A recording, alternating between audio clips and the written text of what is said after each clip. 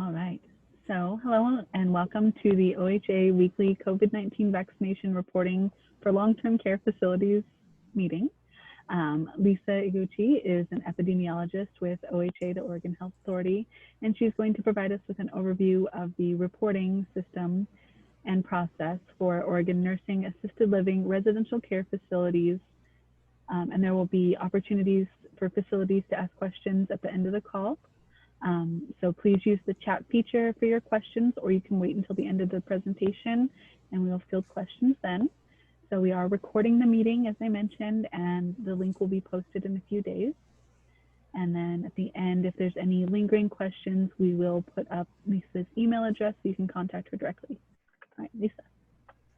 Great, thanks so much, Amanda. Hi everyone, this is Lisa Iguchi. Thank you very much for taking the time today to attend this call.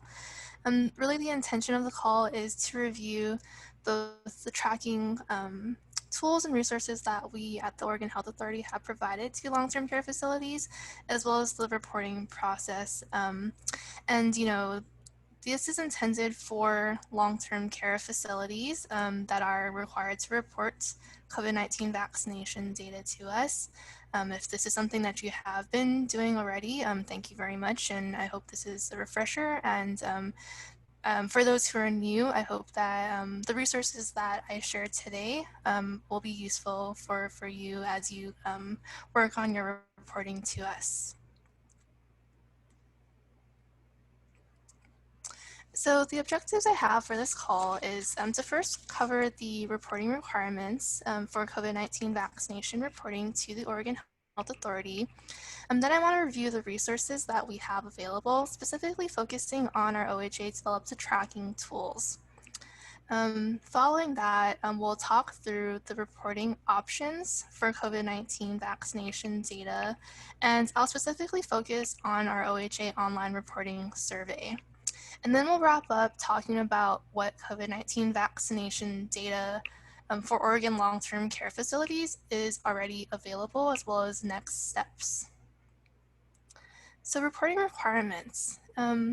Just to provide some background on, the reasons why we felt it was important and needed to put a reporting requirement in place to collect COVID-19 vaccination data is that, when vaccine clinics began back in December of last year at our long-term care facilities, we recognized that there was some gaps in being able to assess vaccination percentages and coverage in our long-term care facilities.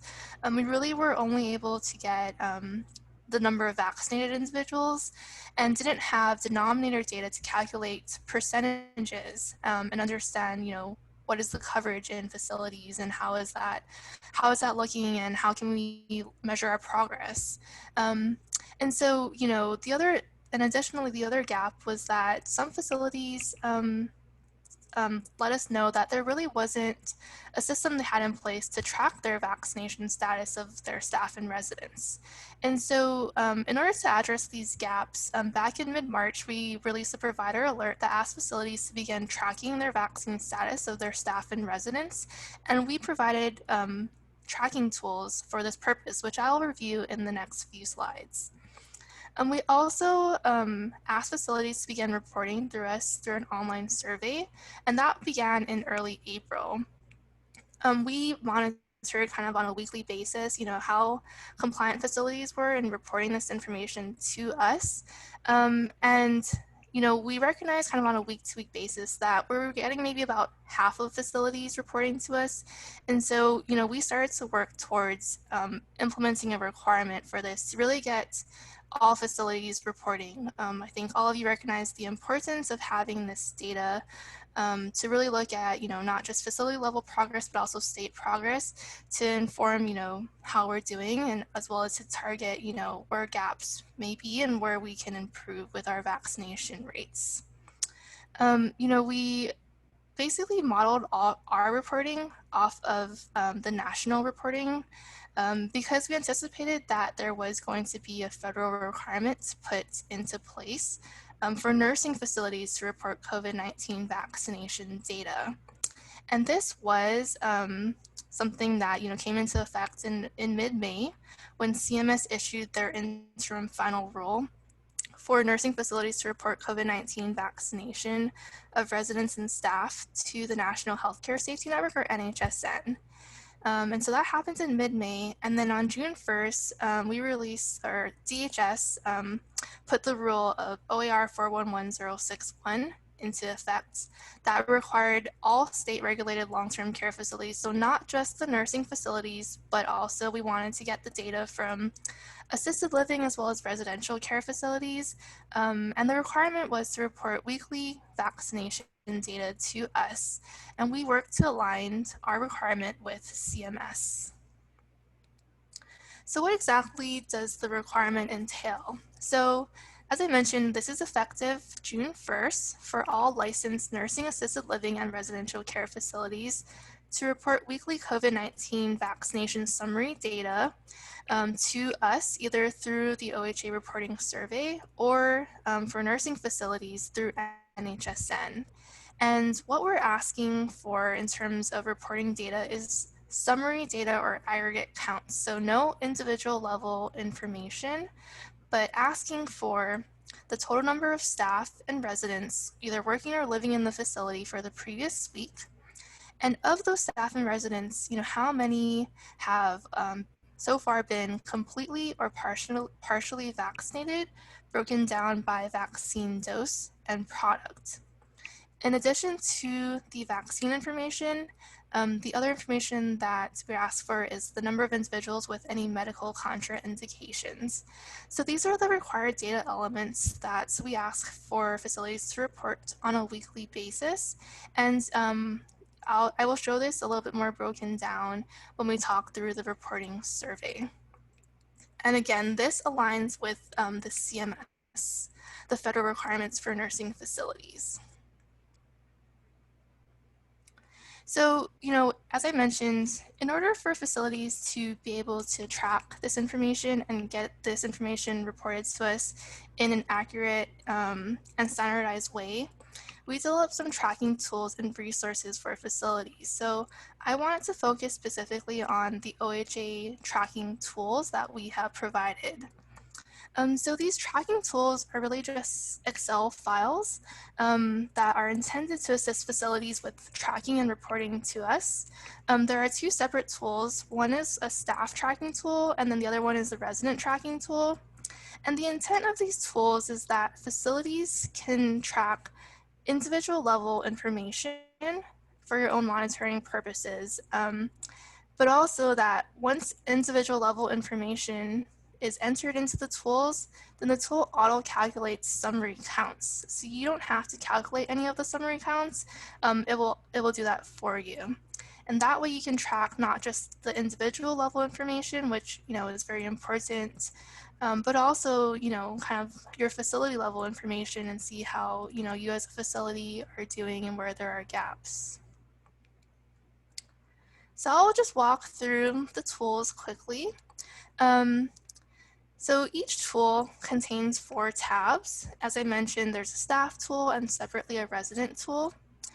They're essentially the same, but the staff tool has a little bit more questions around staff category type and such. So for the purposes of me showing you through some of the screenshots, I'll mainly be focusing on the staff tracking tool, but just note that the resident tracking tool is very similar. So there are 4 tabs. The first one is the instruction sheet, and I would just recommend, if you haven't used these tools before, just to review the instruction sheet before you enter in any data. And then what I want to focus on today is the tracking worksheet, as well as the weekly summary sheet. There is also an all summary sheet, and that's a calculation of cumulative counts. So if you want to keep track of, how many staff and residents have been vaccinated since vaccines became available for your facility. So the tracking worksheet is really the one that you'll be using as your primary sheet for data entry. And this is a screenshot that I've shown here on the bottom of what the tracking sheet looks like. And I've highlighted, what fields that we're asking for facilities to complete if they want to use this tool. So the first things is to enter in dates of employment or for residents admit dates, and if known or if applicable, ends of employment and discharge dates. Then you would enter in demographic information as well as vaccine information. So if they were vaccinated, the date and type of dose that they received. If not, if they had a medical contraindication or declined, you would want to note that in on this tracking worksheet. And here are some sample data of what a filled out tracking worksheet would look like. You can see here that, I put in a start of employment date, and then for some employees who are no longer in the facility, end of employment dates. You can see I put in, where individuals were vaccinated, their vaccine dates, as well as type. If not, if they had a contraindication or decline, you can put that in as well. Just go to the next. And then you can put in their category if you want to track at the more granular level by category type. And then the other thing to note is that this tracking worksheet, once you input in all of this information, if there are individuals who have been completely vaccinated, this last column here that's highlighted in red will auto-calculate with a fully vaccinated date. So that's just for your reference. If you want to know, if one of your residents or staff have received their second dose, when is the date that they should be considered fully vaccinated. And so once all of this information gets populated, then summary counts get automatically calculated and are visible on summary sheets. What I just want to note before I go into the summary sheets is that, this is intended to be kind of your master working list. We don't ask you to complete a whole new list every week, but really just to maintain one kind of running list of employees and residents, and not to delete anyone from the list. So if you have a resident who is discharged, rather than delete them from the list, you would just put in a discharge date for that person and leave them on. What the sheet does is it looks at either the start of employment or admit date or the end of employment or discharge date to determine if someone should be included in the weekly counts. And I think what I'll say too is that if you do choose to use these tracking tools, the initial, I think, putting in all of the information for your current residents and staff is the major lift. But once you've done that, we anticipate that it shouldn't be too much to maintain this list on a weekly basis or as needed, to add in any new employees or new staff or new residents, and then update the information around if they've left or things like that, or if they've received vaccination. So as I mentioned, once you've updated this list or populate this list, then all the summary counts will be auto-calculated. And so here's what you can see the weekly summary sheet is showing you. As I mentioned again, all of these numbers here, you can see the numbers as well as percentages get populated. This is not any data that you have to calculate yourself, and you don't have to actually make any edits to this data. This gets auto-populated just for your own reference. The only thing that we ask you to do on this weekly summary sheet is to change the week of data collection on the top. So you want to be sure that the date that you've selected here matches the date of reporting.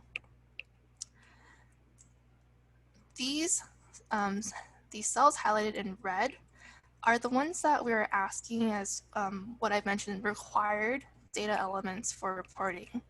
So you can see here that, this is the staff sheet. We want to know the total number of staff who have been in this facility during the prior week. And then of those, how many have received vaccines broken down by type and dose, as well as how many have medical contraindications. So when I show the reporting survey, you'll see, but this information here on the weekly summary sheet is in the exact layout and format and order of how we have it on our reporting survey. The other information on here as well is really for your reference. We thought it would be helpful for you to be able to quickly view, okay, how many staff do I have in my facility that have completed their vaccine series? How many are considered fully vaccinated? And then, what percent is that in the facility? Because that can help to inform some of your policies, that are based on vaccination percentages. What I'll mention too with the tracking tool is that just some tips if you are planning to use these tools. We have released multiple iterations of the tools, and we're currently on version 5, which was released earlier this month. So if you are using an older version and do want to update to the newest one, you can just transfer all of your data from the tracking worksheet and copy it over to the newest version. We've recognized that there have been some issues that can cause calculation errors, especially if you delete any rows on the tracking worksheet. So the newest version is intended to prevent deletion or insertion of rows to try to minimize and prevent these calculation errors. If you do have errors that come up and you're not sure how to fix them, just reach out to me and I'm happy to troubleshoot. The other things I would just recommend is make sure that you're only entering dates for the date columns and making sure that the dates are correct and formatted as dates. Sometimes, you can mistakenly put in a future date like December 1st, 2021 instead of 2020, and that can cause errors as Excel is recognizing it as a future date and not including that person in the weekly counts. The other thing I'll just mention with these tracking tools is this is really intended as, an option for you to use both to track your own vaccine information, for your own facility purposes, but also to assist with reporting to OHA. However, we're not saying that you have to use these tools in order to report this information to us.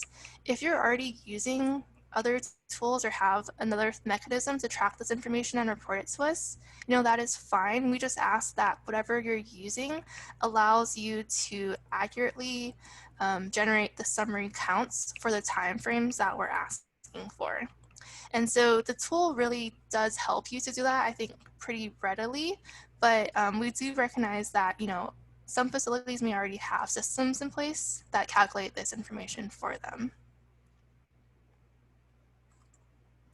The other resources I wanted to just mention, so we have released in prior provider alerts some of the resources that we have available, but they all live on our COVID-19 healthcare providers page.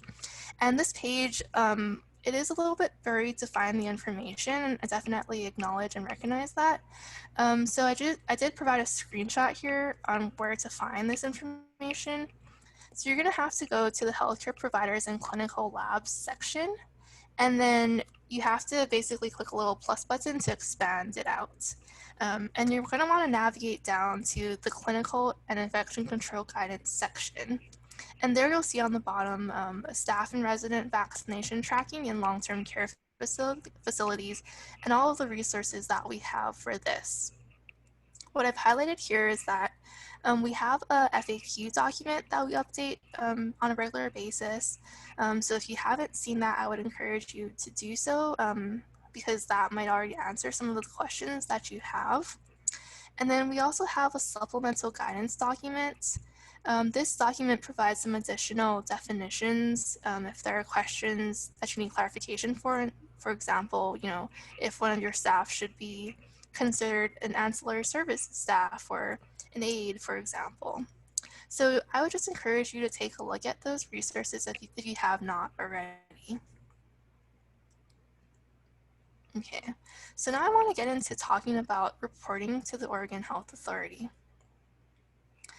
So we're going to go, basically, there's two different, I think, options based on your facility type. If you are reporting on behalf of a nursing facility, then you can report to NHSN, and that will suffice for OHA reporting. We recognize that CMS has requirements at the federal level for nursing facilities to report this same information to NHSN. So in order to avoid dual reporting, we are basically pulling the information from NHSN and making sure that we have that data for your facility. So if you're a nursing facility, you don't have to report through the OHA online reporting survey. NHSN has already provided trainings as well as some resources on their website around this reporting. So if you have questions, I would encourage you to review those resources, but you can also reach out to me for technical assistance, and I'm happy to assist. I will note that, we don't have really any control over the NHSN system. That's really all housed at CDC, but I'm happy to provide assistance and help as needed. If you're reporting on behalf of an assisted living or residential care facility, then that reporting should be done through the OHA online reporting survey. And that's really what I want to go through today. So the OHA online reporting survey, basically I put the link below on this slide, but this is the screenshot of the homepage that you'll see when you first click on this link.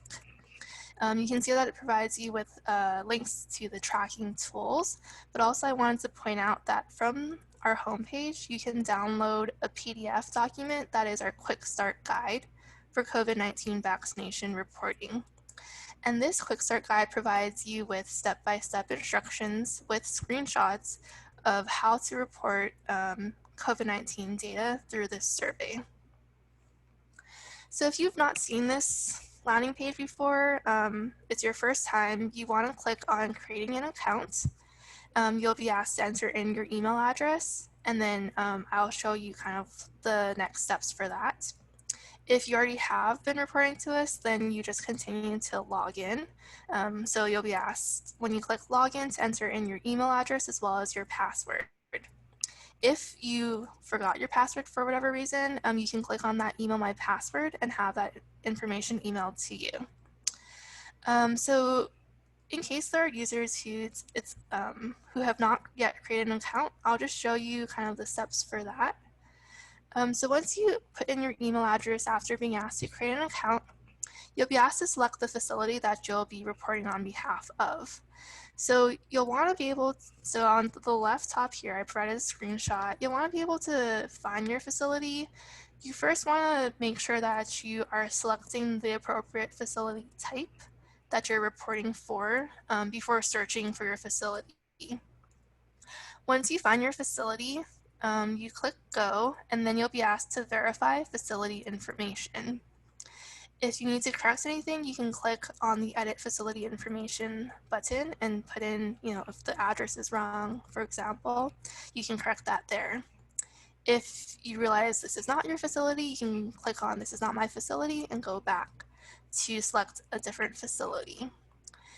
If you are the first person who's registering for your facility, you'll be asked questions around average length of stay for residents as well as memory care endorsements. And these are yes or no questions.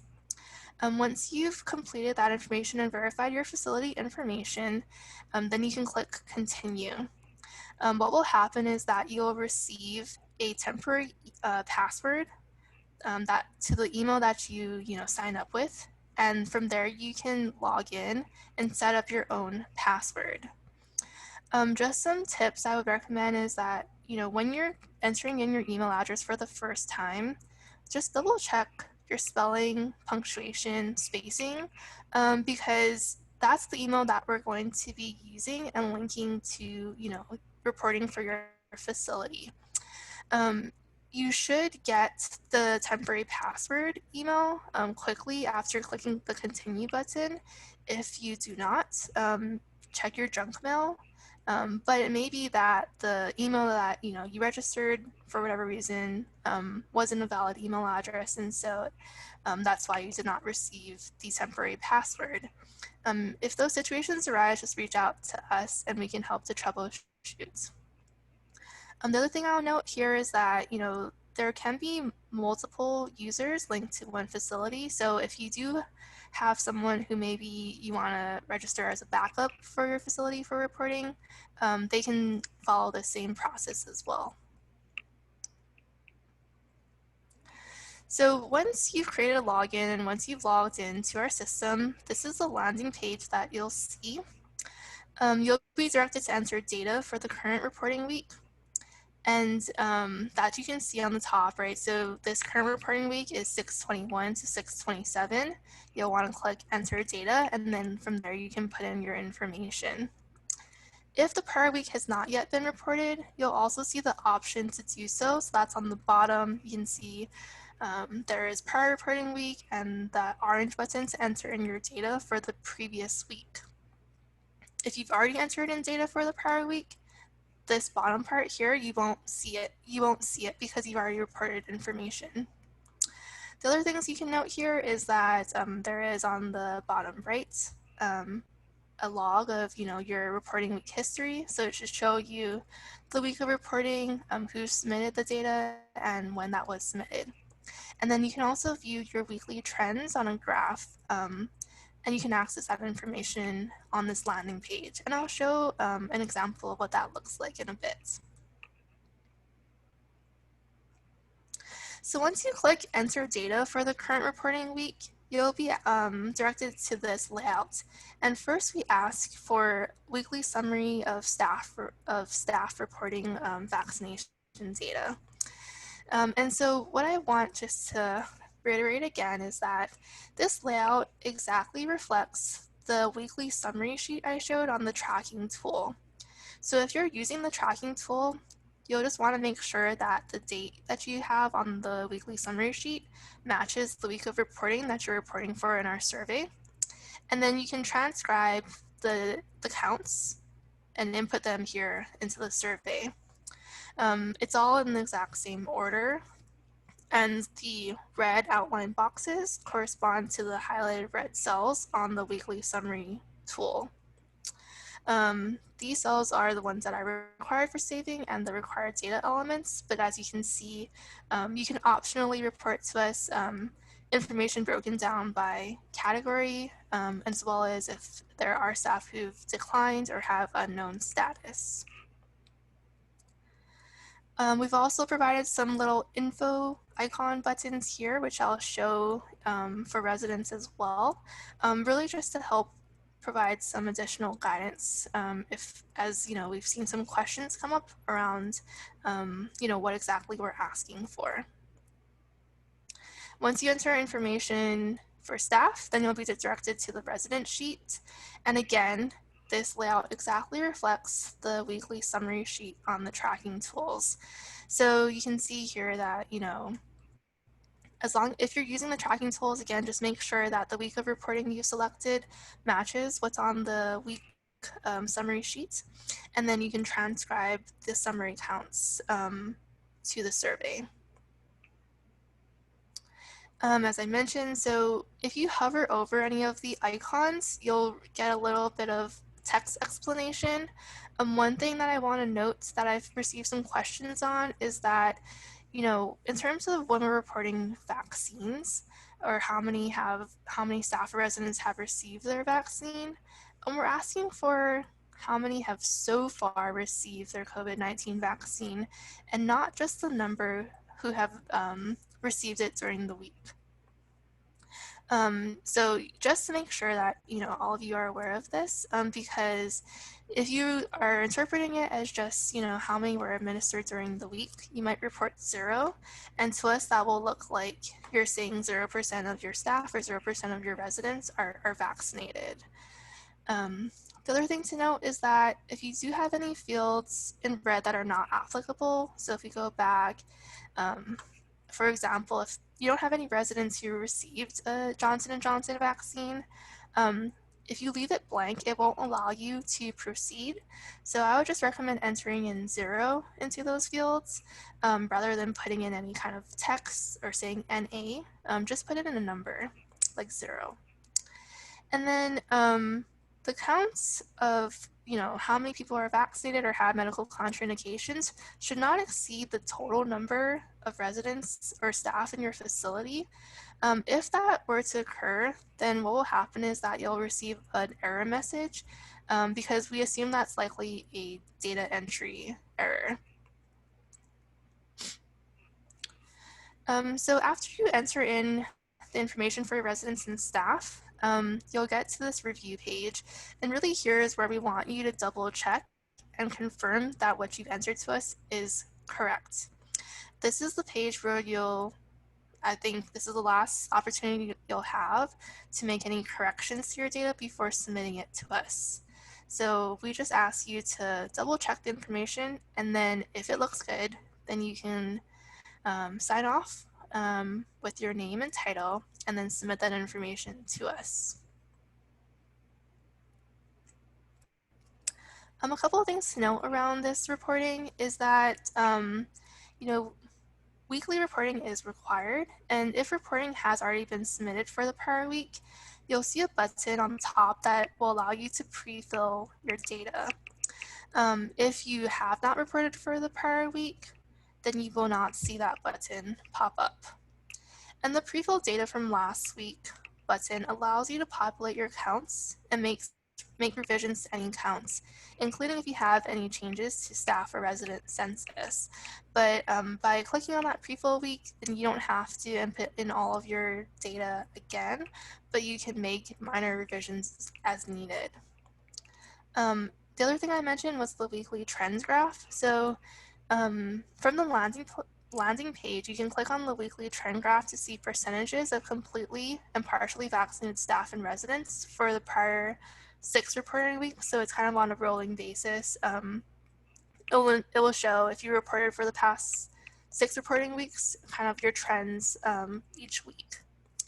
And this is an example of what it looks like. So you can see here, the green is the percent of completely vaccinated, and then the yellow is the percent of partially vaccinated for both staff and residents.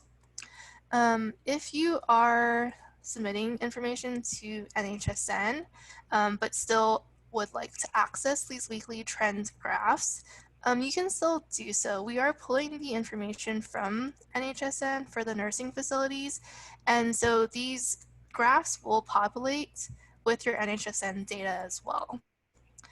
If you are interested, though, in learning more about the reports that are available in NHSN directly, just reach out to me and I'm happy to walk you through those. So the other thing I'll mention about reporting is that I send out reminders to facilities to complete their reporting twice weekly. So I'll send out one kind of in the beginning of the week to all facilities, and then towards the end of the week, if there are facilities who have not yet reported, I'll send out another reminder to facilities. I send this out to the primary contacts of facilities. So if you are if you have not received the emails, I'll say, and think you should be a primary contact for your facility, let me know, because it may be that we don't have the correct primary contact listed, or that person has changed. So we just want to make sure that we're reaching the appropriate persons to send out these reminders. We also anticipate sending out some additional information like advertising the webinar or other resources, for example. So just let me know if you should be receiving the emails and are not getting them. The last thing I wanted to go over today was our COVID-19 vaccination data. So hopefully you have already seen this, but we released an interim long-term care facility COVID-19 vaccination report a couple of weeks ago. And this report summarizes data submitted as of May 9th, 2021. This is before the reporting requirement went into place, so not all facilities are included. It includes 62% of long-term care facilities who have reported, and thank you to those of you who have reported this data and contributed. We greatly appreciate it. The report breaks down vaccination rates by facility characteristics, such as facility type or geographic region. But here I'm just showing you the first figure, which is an overall percentage. So you can see here that from the data that has been reported to us, 62% of staff and 84% of residents were completely vaccinated as of May 9th. And we have set a goal at OHA to have 75% of staff and residents vaccinated. So, there's still work to be done, especially for staff vaccination uptake. The other thing I will note is that if you are a nursing facility or if you're interested in looking at nursing facility data, CMS has released facility-specific COVID-19 vaccination data for all nursing facilities in the United States. And the data that's included is from the week of May 30th. This data is added to the existing COVID-19 nursing home data set, which includes some other COVID-19 metrics. But they also have a separate file that lists only facilities who have reached 75% or more completely vaccinated staff. So I would just encourage you, if you're interested, to take a look at the data on data.cms.gov, and it is, facility level specific. For us at OHA, we are working to ensure weekly reporting from all of our long-term care facilities. The requirement went into place on June 1st, and we worked with our partners to reach out to facilities to remind them that this, weekly reporting is now required. And so we still continue to work to get compliance from all facilities. We do anticipate releasing a public-facing dashboard that will include long-term care facility COVID-19 vaccination information that shows state progress toward vaccination metrics in long-term care, and then facility level vaccination progress. So just to kind of give you a preview that, facility level information is planned to be shared on a public-facing dashboard. And then additionally, with the data that, we share and with the data that we're collecting, we are continuing to work to analyze the data to identify gaps and resource needs to work towards, where we need to target our efforts and look at, where we need to prioritize our work to make improvements towards vaccination uptake. So with that, I think that is all I have today, and we have time for questions. So please just type your questions into the chat.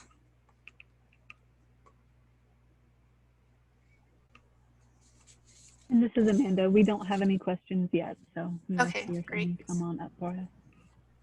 Yep, and if you don't have any questions right now, you can also just reach out to me after this call as well, and I'm happy to assist.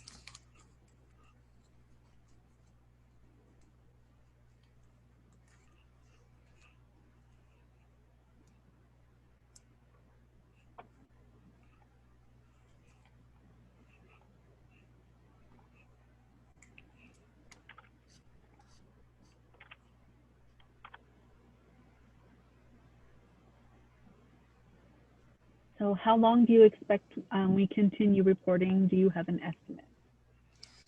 That is a good question. I guess it depends on for your facility type. I can't speak to the CMS requirements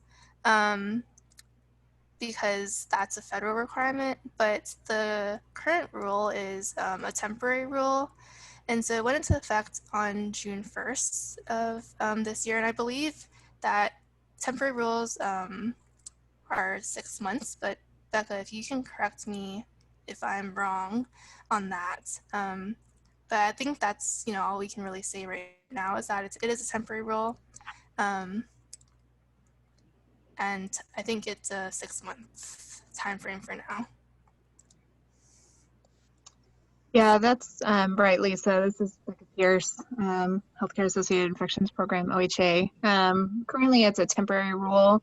We'll be reevaluating as we go, also reevaluating the frequency of reporting, but a lot of that is subject to our federal partner requirements as well. So we'll keep everyone updated on that front. Yep, thanks for the question. Thanks, Becca.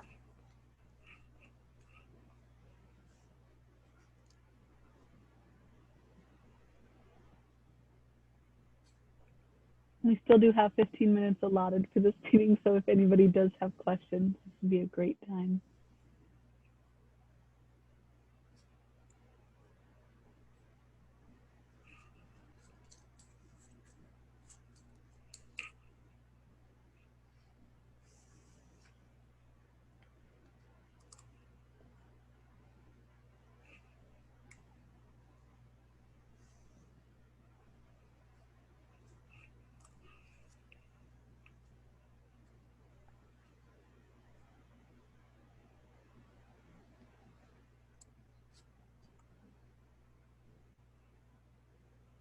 right, so I think if we don't have anything else, I've posted Lisa's email in the chat function. So it's lisa.c.iguchi@dhsoha.state.or.us.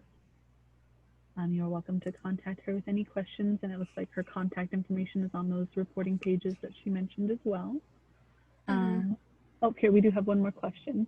So what if someone lost their vaccine card and we do not have it on file? Is there a way to get a copy? If it's a resident that you're asking about, reach out to me. I think there are options with the immunization registry where you can check and confirm vaccination status for residents. So if that's an issue, then let me know and I can help you get you in touch with the appropriate folks here. Thank you.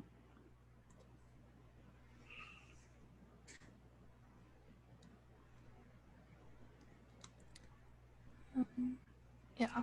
The other thing I'll just mention, if we're waiting for questions or if we're going to wrap up, is that the slides will also be available along with the recording on our website. This last one is just a quick list of all the resources that I've discussed, so you have it readily available. And then also my contact information is on the slides as well.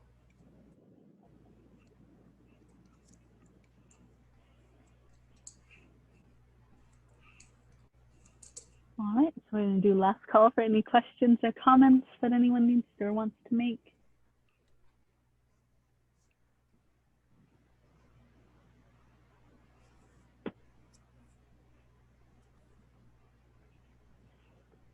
All right, so thank you all for attending, and you can follow up with Lisa as needed, and then this other information will be posted. Everyone have a fantastic day. Thank you.